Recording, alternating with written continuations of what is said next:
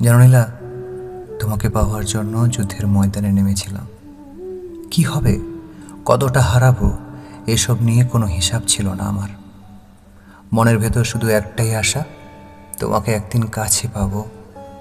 আমি ভেবেছিলাম ভালোবাসার যুদ্ধগুলোতে অন্তত তুমি আমার পাশে থাকবে। কিন্তু জীবন তো সবসময় আমাদের ভাবনার মতন হয় না। যেদিন বুকের বাঁ পাশে ভালোবাসার গুলিটা প্রথম লাগলো, আমার সাহস ভাগেনি।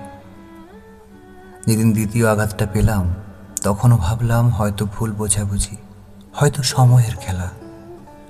আমি তো প্রতিটা দিন তোমার জন্যই লড়েছিলাম, প্রতিটা রাতে তোমার জন্যই জেগেছিলাম। তুমি কি ভুলে গেছো? কিন্তু শেষ গুলিটা যখন শরীরের ভেতর দিয়ে পার হয়ে গেল, আমি একবার পিছন ফিরে দেখলাম, আর সেটাই ছিল আমার জীবনের সবচেয়ে বড় ধাক্কা।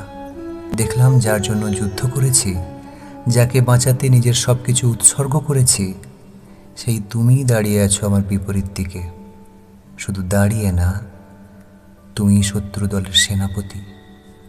কখনো ভাবিনি ভালোবাসার ময়দানে আমার সবচেয়ে বড় শত্রু হবে তুমি। কখনো ভাবিনি আমার রক্ত ঝরার কারণও হবেন সেই মানুষ যাকে নিজের প্রাণের থেকেও বেশি ভালোবেসেছিলাম। আজ বুঝি সব প্রেমেই জয়ের জন্য হয় না। কিছু প্রেম থাকে শুধু হারার জন্য, ব্যথা শেখানোর জন্য। আর কিছু মানুষ আমাদের জীবনে আসে ভালোবেসে ধ্বংস করে দিতে।